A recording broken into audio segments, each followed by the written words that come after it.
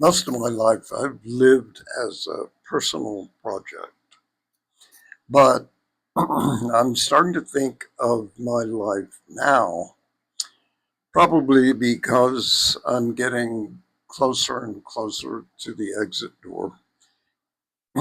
I'm starting to think of this lifetime as a story. And what I'm trying to do, and what we often try to do with stories, is to draw a lesson from it. So, what does this story mean?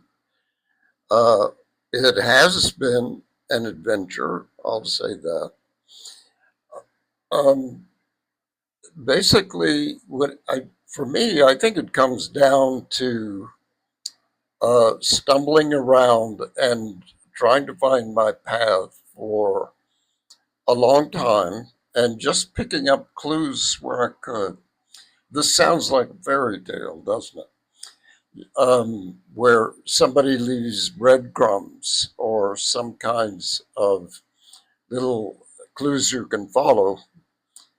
For me, it was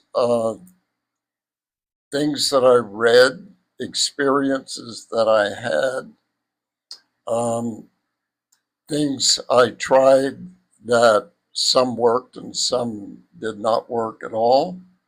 A lot of relationships, um, people that must have given me something, and I hope I gave them something.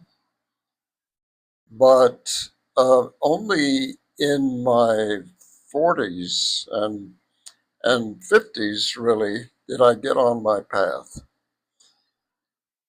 And it's fortunate that I have gotten more and more firmly on my path.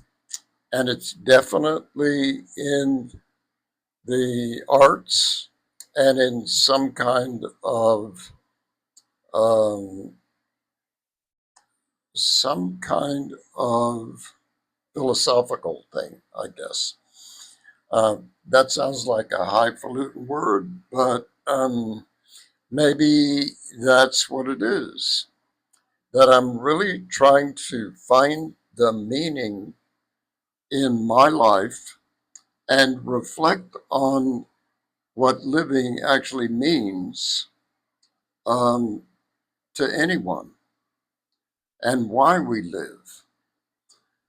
And it seems to me that we come into the world with some kind of seed in us, something that we're supposed to do.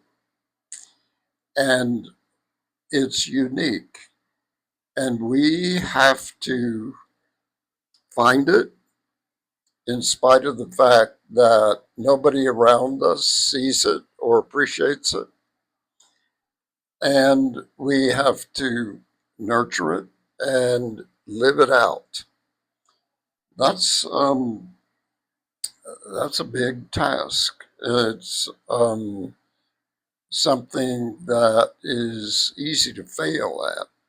And I think that it's true that most people have a very hard time actually finding what it is about them that is unique, that is not just a way to live who they're supposed to be, but to give that as a gift to the world.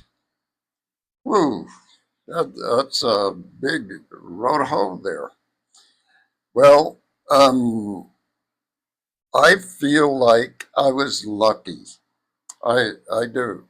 I was able to do a lot of foolish things that did not lead me to my path at all. Um, but I had the gumption at least to say, this is not it. Not it. I'm not going to go there. I'm not going to do that.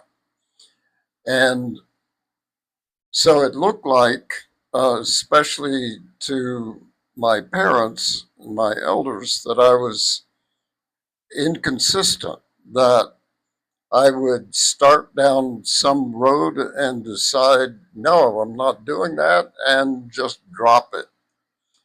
And I know they were asking themselves, when is he going to do what he's wanting to do, what he's supposed to do? And it did take me a long time, mainly because I was going through a process of not this, not that.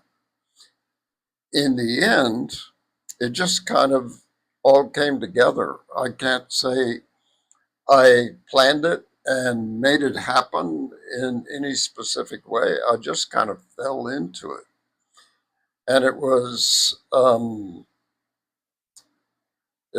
right down my alley. It was hard. It was not not for the weak of spirit, but I loved it.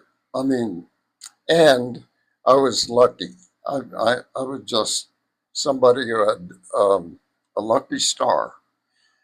So I found myself in a house that needed a lot of work, and I applied myself to that kind of work. I also painted like crazy. I had France around me, so I was able to work on my French, which I really enjoy working on a foreign language. That's just something I love. And that went on until it just suddenly went poof and it was gone. And then I had to recreate some kind of meaning.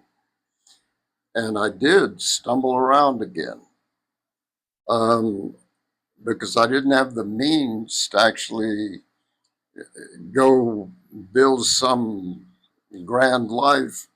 I basically didn't have the means to keep my body and soul together. And what happened was completely out of the blue. Um, but it was another path. I started writing and I even published some books. And I got on a path of thinking about stories and thinking about meaning and thinking about how we how we live and what's good about it and what's not so good about it. And I actually really like doing that. And I like language. I like putting things into words. And I like all kinds of language. It's just something that I was born with. And I used to assume everybody loved foreign languages. Well, they don't. Um, Talk about being shocked. I'm really shocked down to my shoes if you just don't like to even try to speak a foreign language. It just doesn't make sense to me. But in any case, that's aside. Um, I think that what men, especially boys and men, have trouble with in our society, um, partly because we don't have elders who can help us through initiation practices or some kind of perceptive uh, tutoring.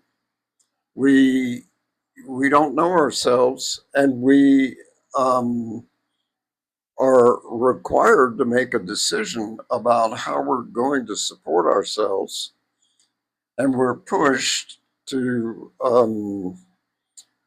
reproduce by our own instincts, and we can find ourselves trapped in a life just because we did the expedient things and we didn't really think about what our soul needed. We didn't think that we needed to be in love with something and to make beauty out of that and make our life mean something. We actually didn't give that any consideration. We were overwhelmed with the culture and with our own emotions and assumptions about things, and just living in a body that wants to um, reproduce. And pretty soon we're responsible for other souls who also want to flourish in the world, and we have to put aside whatever it is that we wanted. So that's kind of what I see is a common experience. But I was fortunate to kind of skirt that whole thing and end up, even though in my 50s and 60s, I did have a wife and children, but I also had the life I wanted, which was very creative. And even when everything collapsed, when I was in my 70s, um, I was so used to being on a path, being on a real meaningful path, that I just naturally gravitated to something that I could create that had meaning for me. And keeping a practice going was something I had learned is very important for me. So never a day went by when I didn't practice it. So that actually, no matter what kind of troubles you have, what kind of pain you might have, if you have that, your life has an impetus. It has a direction and a purpose. And feeling that is irreplaceable.